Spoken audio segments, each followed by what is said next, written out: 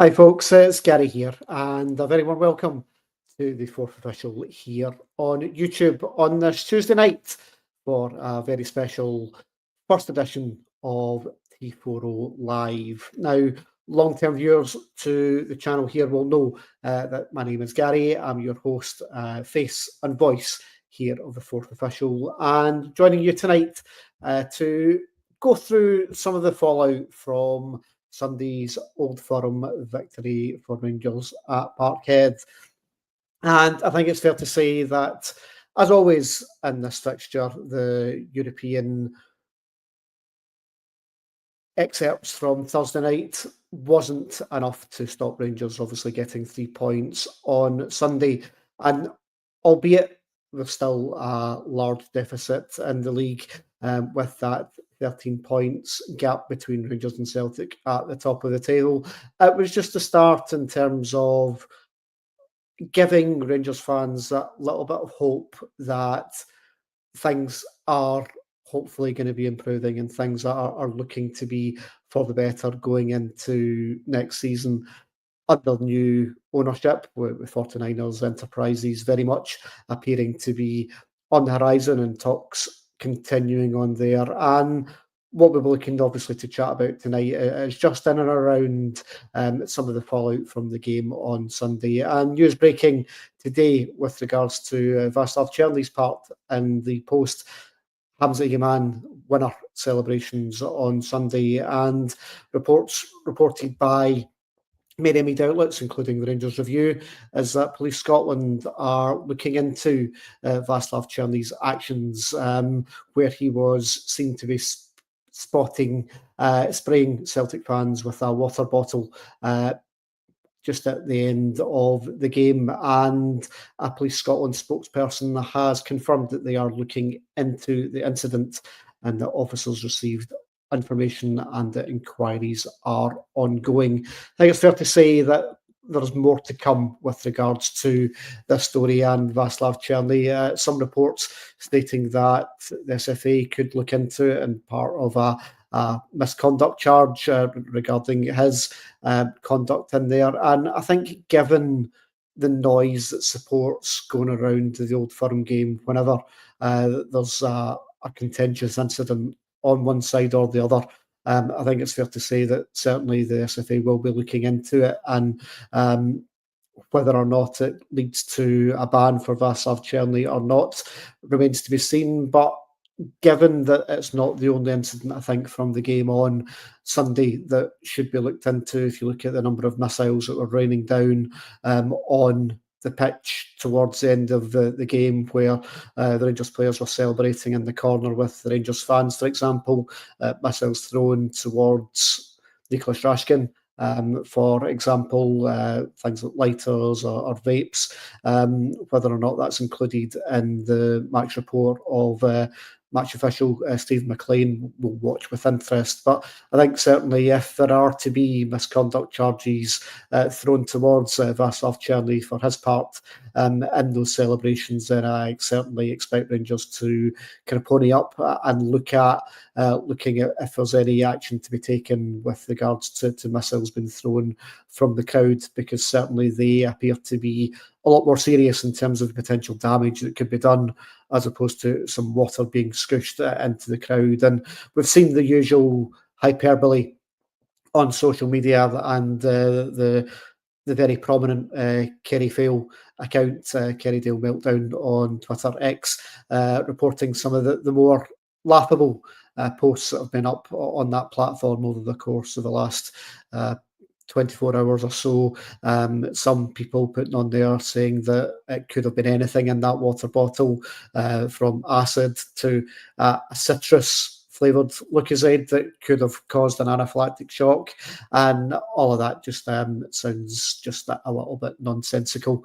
Whether or not it's water or not, it's not really going to do any damage to anyone other than get a few people's back up. But given the dog's abuse that would have been given out, and we've seen it plenty in this fixture over the course of the last kind of 6-7 years. You look back at Mikael Lustig with police hats on, and Lee Griffiths giving it the big one with corner flags and wiping his nose on it and stuff. So we're always going to get these sorts of incidents in Old Firm games, and I think it's very telling that when the result doesn't go your way, that's when people start to get just that little bit more angry and a little bit more upset about it. So we'll watch with interest and see what happens with regards to Václav Černý over the course of the next coming days. I think it's fair to say that it's not going to go quietly, and there will be more to come, I think, off the back of this. But I would be massively surprised if there is disciplinary charges that will be upheld against Václav Černý for this. He's not a player that's got an overly long rap sheet in terms of previous conduct in this, but he is a player that has become vital. If you look at the impact he's had on Barry Ferguson's side since Barry's obviously came into charge, taking over on interim from Philippe Clement. Obviously a huge impact from Černý on Thursday night against Fenerbahce, and he will be a key player between now and the end of the season with Athletic Bilbao on the horizon.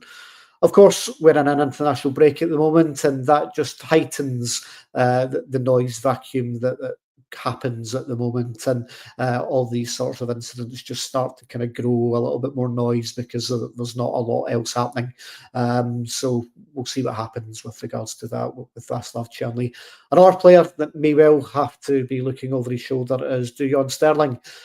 You may well have seen a post that was put on Dujon Sterling's Instagram, where he seemed to be less than complimentary about the surroundings at Parkhead, but very much pleased to walk away with the 3 points. And again, the type of language used by Dujon Sterling in that type of post might well be a bit ill-advised, but what it does highlight is that since Barry Ferguson has came in, there has been a bit more of a ramping down in terms of standards and a disdain for the opposition. I think Rangers all too often this season have been too easy to play against and have maybe shown their opponents just that little bit too much respect, and that's certainly not something that can be accused of the Rangers team on Sunday of doing. They were right in Celtic's faces, taking advantage of Cal McGregor's absence in the middle of the park, Nico Rashkin and Connor Barron together, very physical, getting involved in the high press, getting on top of Celtic's midfield. And I think it's something that was very evident in that Rangers performance, that they were very much looking to get on the front foot, not look for Celtic to take control of the game, because all too often we've seen that in this fixture, particularly over the course of the last 4 or 5 years, where we've allowed Celtic to dominate the ball, we've allowed them to play their way, and that has led to a great deal of success from Celtic's point of view in this fixture, and was certainly, from my perspective, part of the reason why Rangers were successful on Sunday, because they were able to cope with the kind of physical aspect of the game. They were a lot more aggressive in the press. They were not allowing Celtic to impose themselves in the middle of the park, and that gave themselves a platform to go ahead and win the game. And granted, taking their opportunities and taking their chances made a big difference in that front as well.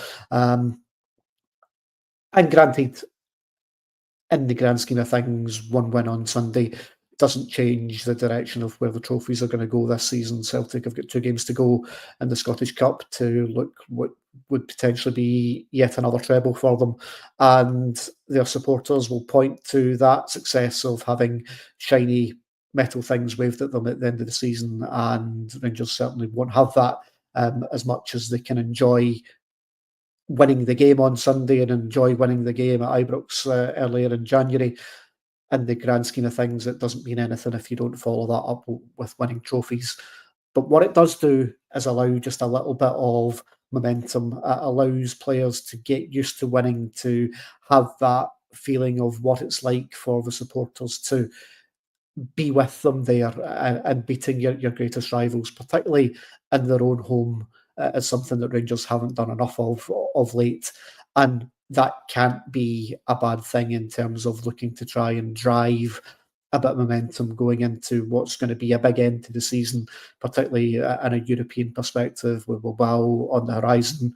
There's still a few more games in the league that might be pointed to as being dead rubbers, but winning games breeds a winning mentality and it breeds confidence and it makes players feel a bit more and it makes assets a bit more of an asset. It means players like Hamza Yaman and Niklas Rashkin are worth more come the end of the season because people see them playing in a positive light and not just downing tools and seeing the season out, which could have happened this year after the sacking of Philippe Clement.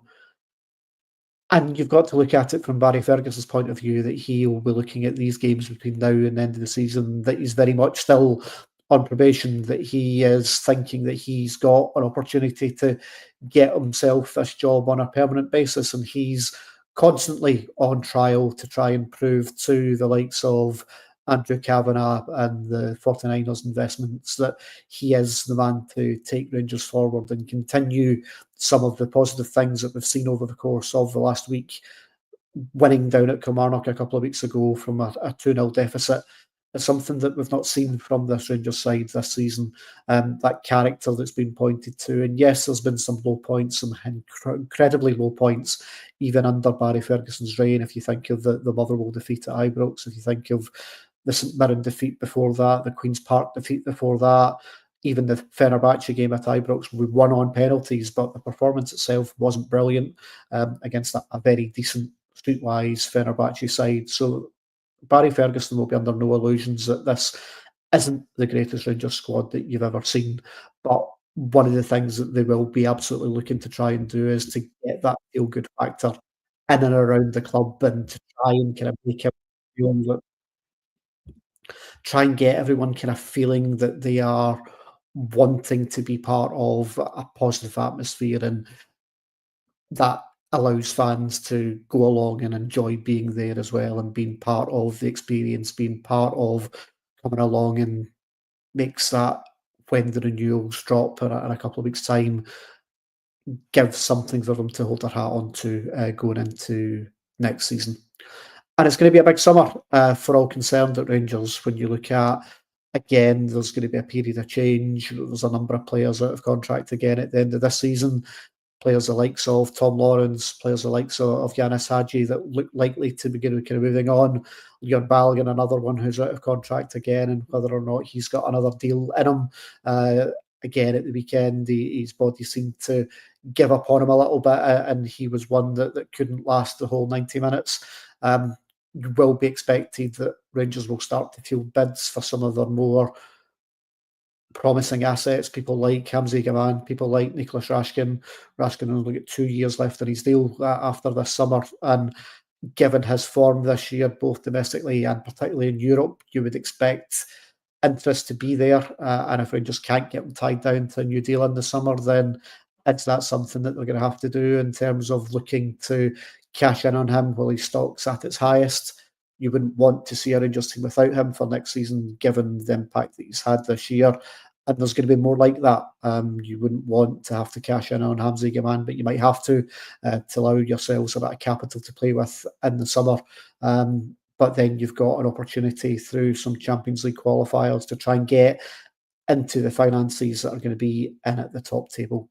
We'd love to know your thoughts in terms of what will happen in the summer. Do you think Barry Ferguson's got an opportunity to secure the job on a permanent basis? Let us know in the comments to this post, and you can engage with us at the Fourth Official. You can find us on X, on Twitter, and you can also join us over on our Patreon channel, where you'll get access to all of our kind of long form columns, our podcasts, our match reactions, all of our coverage there you can get from less than £3 per month. That's www.patreon.com/the Fourth Official.